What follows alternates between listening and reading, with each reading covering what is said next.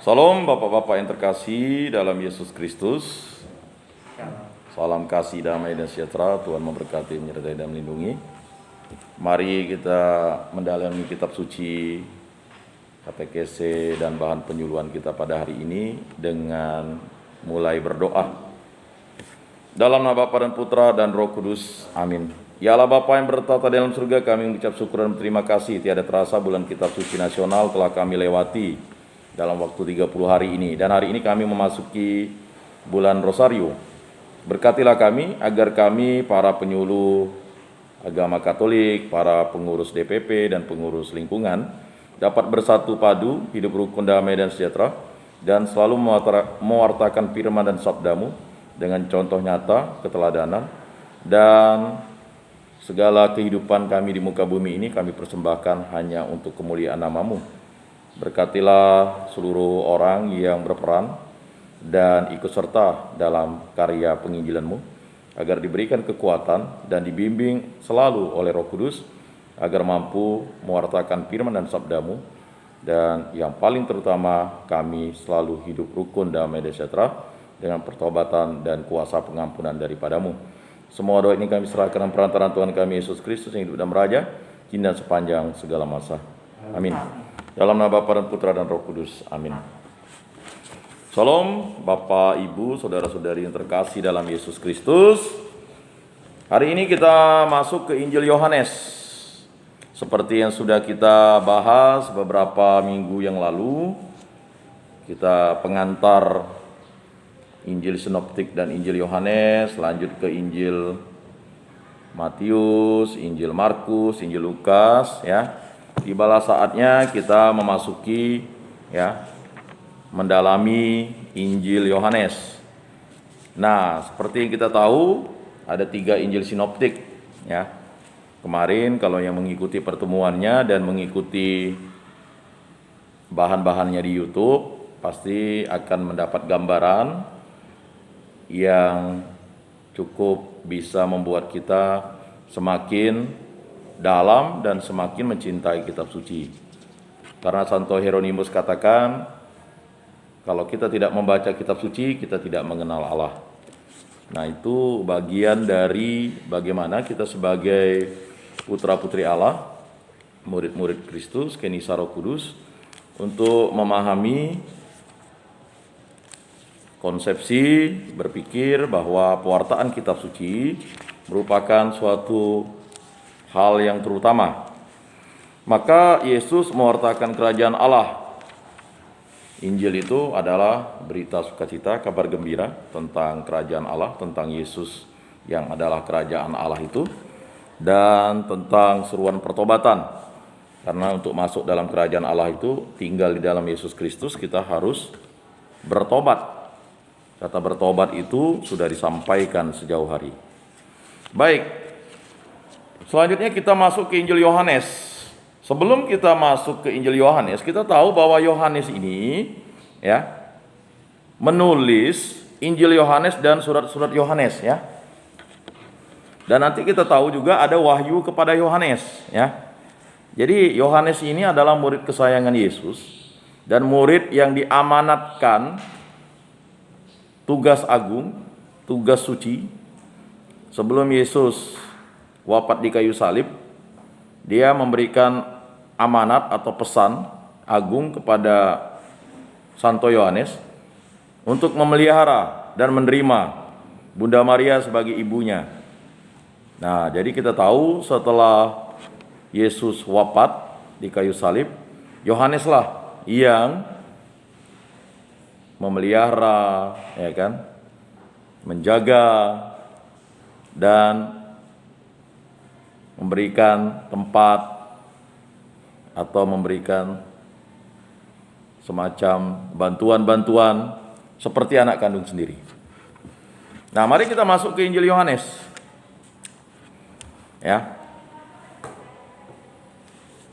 Jadi, kata penutup pertama, Yohanes bab 20 ayat 31 menyatakan termasuk jenis sastra mana Injil Yohanes dan begitu menempatkan di dalam keseluruhan perjanjian baru.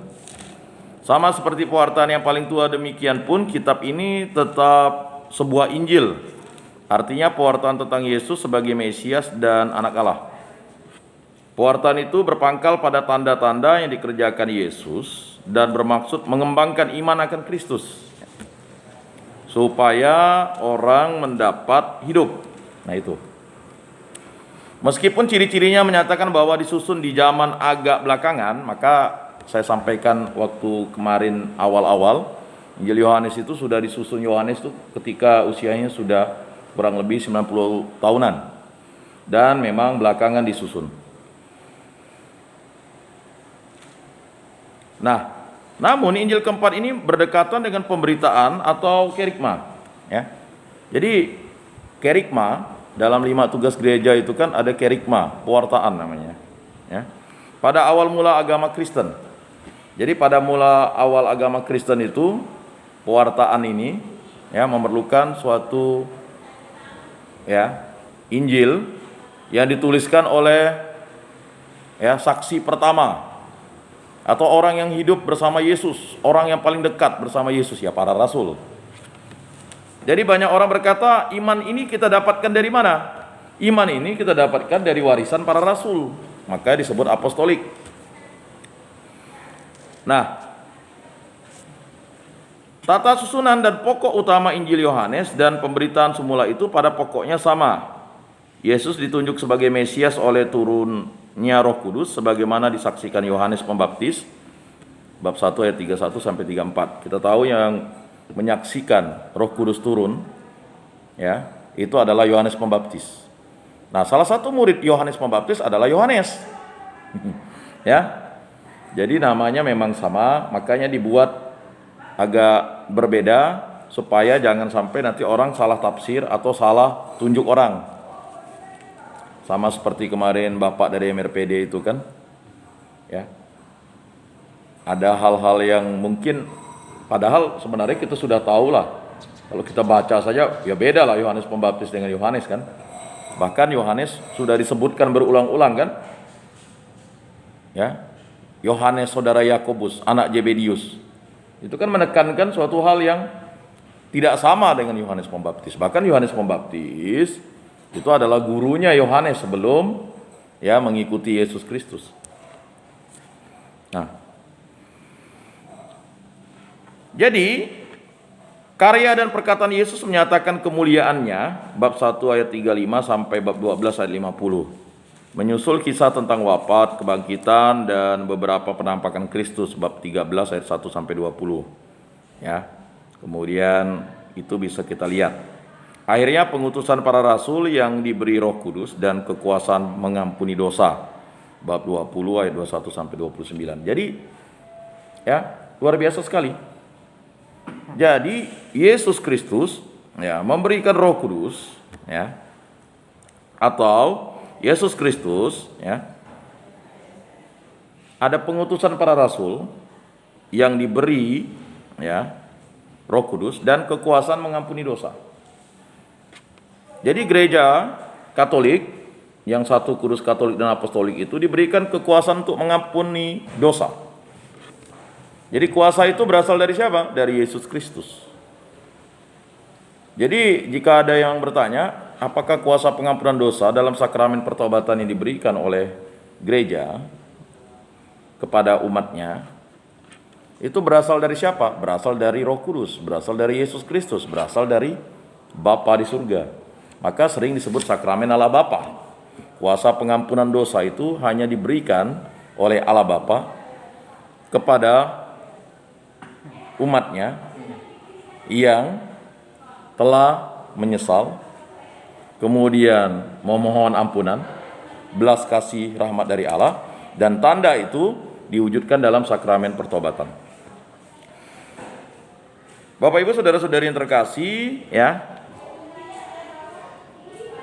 kita bisa melihat itu di bab 20 ayat 21 sampai 29. Terlebih Injil ini terjamin oleh seorang saksi tak bernama, ialah murid yang dikasihi Yesus.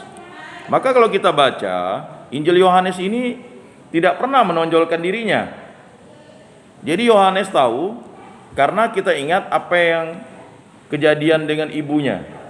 Yesus, jika engkau berada di dalam kerajaanmu, ya kan, tempatkanlah anakku di posisi kanan dan kirimu, ya kan, kata Salome kepada Yesus kan. Hak untuk duduk di sebelah kanan dan kiri aku itu bukan, ya kan, sesuatu yang berasal dariku, tapi berasal dari Allah Bapa, ya kan. Jadi ya, itu sesuatu hal yang ya merupakan misteri agung Allah. Maka Yohanes setelah mendengar itu, dia tahu bahwa apa yang dikatakan Yesus, barang siapa yang hendak menjadi terbesar, hendaknya dia menjadi pelayan dari semuanya. Sehingga di Injil Yohanes ini tidak pernah dia menulis namanya. Makanya Injil Yohanes itu dianggap suatu misteri, tetapi orang tahu bahwa yang menulis ini adalah Yohanes. Ya. Baik. Ya. Di situ ya kita tahu bahwa Yohanes adalah murid yang dikasihi Yesus, yang ikut serta dalam drama sengsara Yesus. Kata drama sengsara Yesus itu bukan drama seperti yang kita pikirkan. Drama itu adalah suatu peristiwa yang menurut orang tragis, tetapi menurut kita adalah suatu kemuliaan. Karena untuk menebus dosa-dosa manusia, ya, Yesus Kristus harus merendahkan dirinya serendah-rendahnya, ya, menjadi pribadi yang harus merelakan dirinya wafat di kayu salib. Nah, Bapak Ibu saudara-saudari yang terkasih, ya, jadi jelas, terlebih Injil ini terjamin oleh seorang saksi tak bernama, ialah murid yang dikasihi Yesus, yang ikut serta dalam drama sengsara Yesus, bab 13 ayat 23, bab 19 ayat 26, bab 35, kemudian bagian dari kitab suci bab 18 ayat 15, ya. Kemudian kita bisa melihat sampai melihat makam yang kosong, bab 20 ayat 2 dan seterusnya. Dan Kristus yang dibangkitkan, bab 21 ayat 7, dilanjutkan bab 20 sampai 24. Ia barangkali adalah seorang dari kedua murid yang paling dahulu mengikuti Yesus. Kita tahu ada dua murid yang paling dahulu mengikuti Yesus. Siapa? Yohanes dan Andreas. Mereka ini saudara sepupu. Andreas dan Yohanes itu adalah murid Yohanes Pembaptis. Andreas yang meyakinkan Simon Petrus, abangnya, bahwa mereka telah mendapatkan Mesias. Ya kan? Jadi seperti itu. Maka dua murid yang pertama mengikuti Yesus itu adalah Andreas dan Yohanes, ya. Lalu kita bisa lihat di bab 1 ayat 35. Kesemuanya itu sesuai dengan syarat-syarat yang ditentukan. Kisah Para Rasul bab 1 ayat 8. Semua kesaksian itu boleh disebut rasuli, ya. Jadi semua kesaksian itu disebut rasuli karena berasal dari para rasul. Jadi